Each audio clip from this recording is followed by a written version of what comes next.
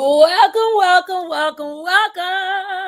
to So You Think You Can Homeschool. My name is Aja McNair. I am your educational consultant, your education guru, here to help parents just like you on this homeschool journey. So comment down below. Let me know how long have you been homeschooling? What are the ages of your child? And I guess that's it. I feel like it was a third thing there. Maybe it's just two, but we are here. So we are in the middle of a 21-day journey. Today is day 18. So we're coming to the end of a 21-day journey, empowering parents just like you who are either new to homeschooling, are have been doing it for a little bit, just got their feet wet, or plan to homeschool. And this entire journey is to help you confidently teach your child how to read and helping you thrive as a home educator. So welcome to So You Think You Can Homeschool. My name once again is Aja McNair. I'm an educational consultant. I've been a kindergarten through fifth grade curriculum specialist. I have over 15 years in education, 10 of those years dealing with Title I schools, meaning that these are schools that typically a lot of those children are on free and reduced lunch. So typically in those kind of environments, you see children that are struggling readers, and no shame, my child Title I school. I've been in a Title I school. I was in a Title I school, but dealing with this, you typically deal with struggling readers, and so I've gotten a lot of knowledge and when it comes to teaching children how to read. And so my mission and goal here is to help Christian women just like you nurture the next generation academically and spiritually in order for you to walk in the will that God has placed in your life. Amen. Amen and amen. So welcome once again to So You Think You Can Homeschool. There is a free workbook that goes along with this, and you can simply go to everythingaja.com in order to get it. You just go to everythingaja.com/homeschool. So you make sure you type in that homeschool portion so that you can grab your free workbook. In that workbook, it does have information about homeschooling, what homeschooling is, what are some of the benefits, what are the formats, so if you have any just questions about homeschooling, you want to make sure you grab that free workbook. And then there's also portions for you to write your notes. So this is day 18, so you can write your notes directly in that and begin to write the notes each and every day. We've been going live at 11:30 a.m. Eastern Standard Time, giving you one tip, one strategy that you can immediately implement so that you can begin your homeschooling journey. Today, we're going to be talking about leveraging everyday activities for reading practice. And so within this, we're talking about everyday activities, right? Like you live life every day. You do life every day. So you should be leveraging those day-to-day activities in order to promote reading practice with your child. And that's what we're going to be talking about today.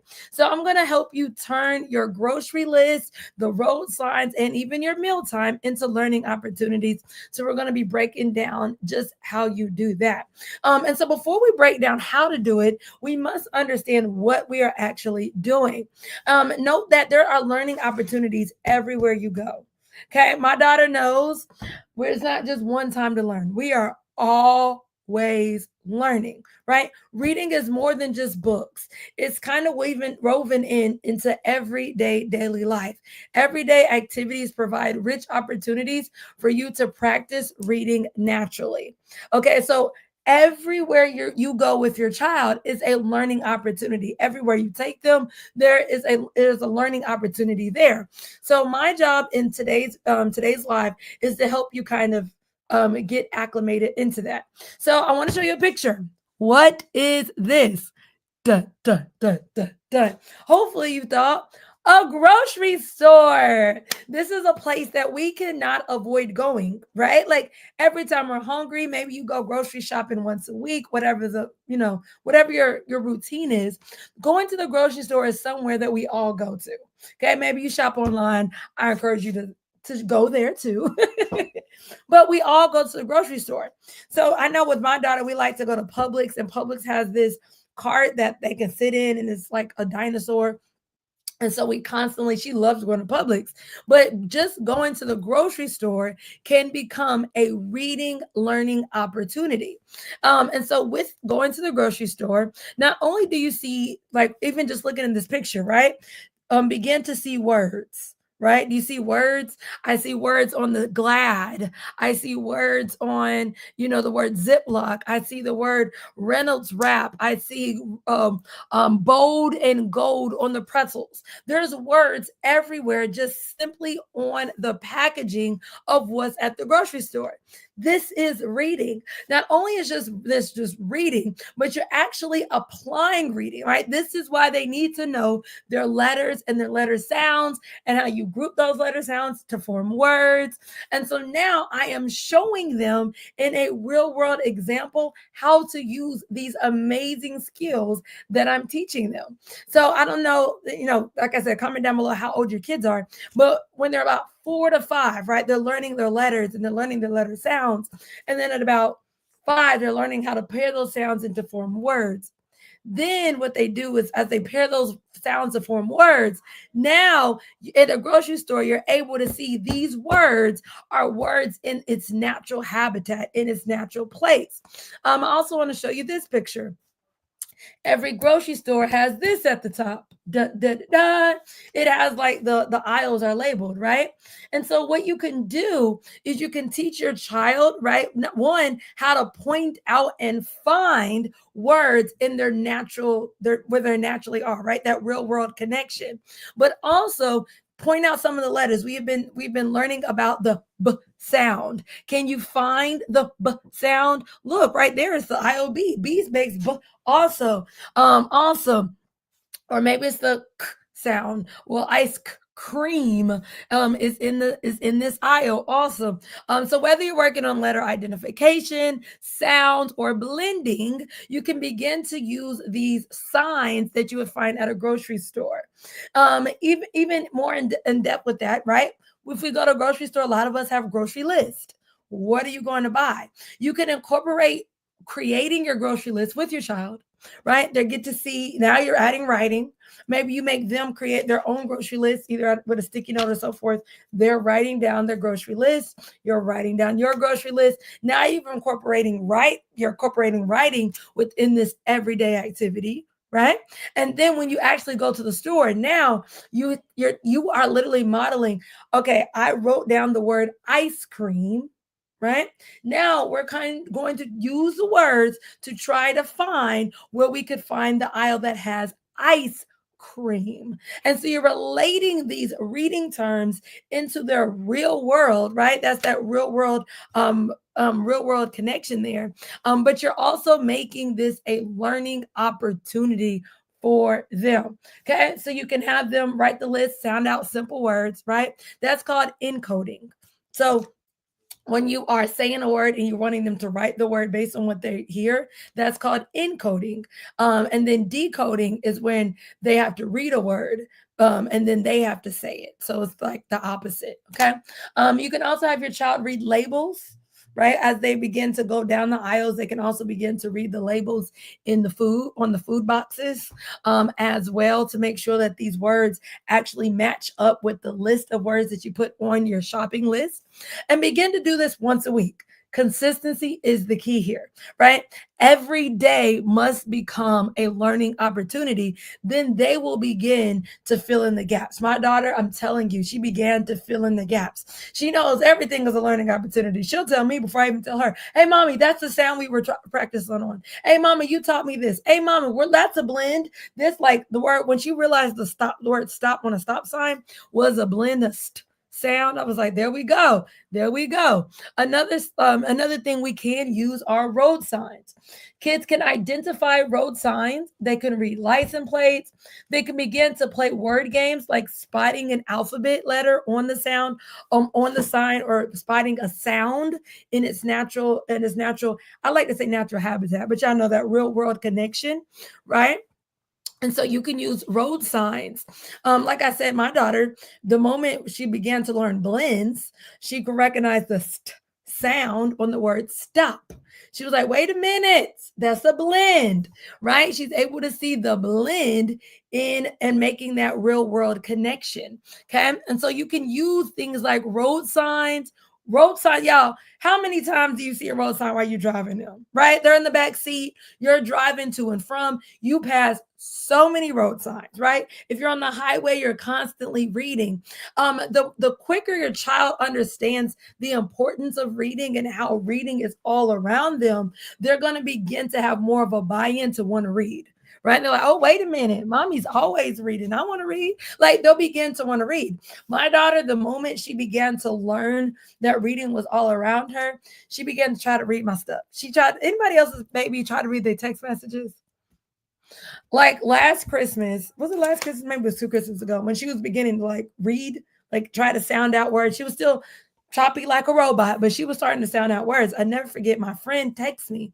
She said, this is what I got her for Christmas. And she lists out the Christmas list. My baby, literally, the word was doll, I want to say.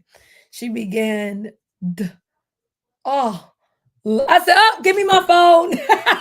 Give me my phone. Wait a minute. The moment they began to put in those connections, that's that real world connection. And so use every opportunity as a learning opportunity for them. And then watch their motivation to begin to read, begin to increase. Another thing you can use is mealtime, right? You are constantly cooking for them. This is something you do all the time, right? You're always cooking. So because you're always cooking, begin to incorporate your child in your cooking routine. Now, of course, there's a lot of math in cooking, right? You have measuring, where you measure the measuring cup. We do that a lot. In fact, that's how I started teaching my daughter fractions, was in measuring. But you can also incorporate reading. So on the side, you can also, we talked about reading like the nutrition part on the sides of boxes. You can do that at the grocery store or at your home. You can also and do things like use recipes, right? So you can read recipes or menus, like let's say you're going out to eat. You can use that together. Encourage reading place cards even at the table, right? That would incorporate reading. So you have recipes, you have the menu at a restaurant. This is all reading. Those are all opportunities for reading practice. Now, I want you to be very realistic with this, and I want you to be centralized. Allow this to align with what you are already teaching them. Okay. So if you're already teaching the B sound, then everywhere you go, whether it's a street sign, a restaurant, or recipe, you are going to have them identify the B sound and show them, hey, look, this is the aisle that bread is on. This is the aisle that I see bananas. Then you can incorporate some math in there too. How much are bananas, right? How much money do we have to spend? And so you can begin to incorporate, math and reading in their everyday activities. And this is one of the things I love about homeschooling, because learning never stops, right? You don't need all of these hours like you typically do in the school day, because you're always teaching your child.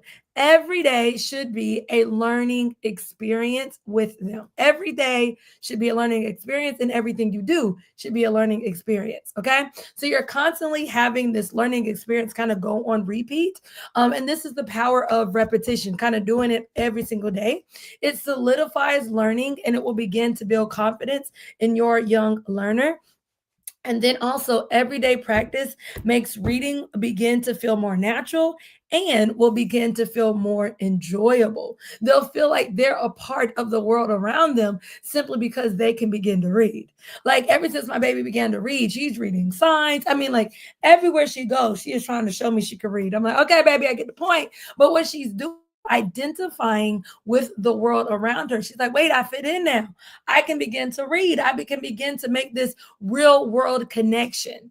All right. So my job within this 21-day journey is to either get you to start homeschooling and make you feel more confident in it. And so each and every day I've been giving you a new mission. Your mission today is, throughout this week, find 3 new ways to incorporate reading to your day. So what you're already doing, right? You're going to do what you're already doing, but now you're going to begin to incorporate reading into it. So you can read the street signs during a walk. You can follow a simple recipe with your child. You can identify the cereal brands during breakfast. These are just some ideas that kind of get you started. But I want you to find 3 new ways to incorporate reading into your day, and make sure that you at me on Instagram. I cannot wait to hear. I cannot wait to see what you're doing. And so I want to know kind of, what your experience is, because everything should become a learning opportunity, not just for my daughter, but for all of our children's sakes. And then I also want to invite you to my upcoming workshop, The 3 Secrets to Teaching Reading with Ease. In this workshop, I'm going to be teaching you how to streamline your reading instruction. So whether you've been teaching and you have all of this stuff and you feel like homeschooling is overwhelming, or you're just I want to go into this thing working smarter, not harder, you want to make sure that you are at this workshop. We'll be breaking down the 5 different pillars to reading and how you can teach them without ever feeling overwhelmed.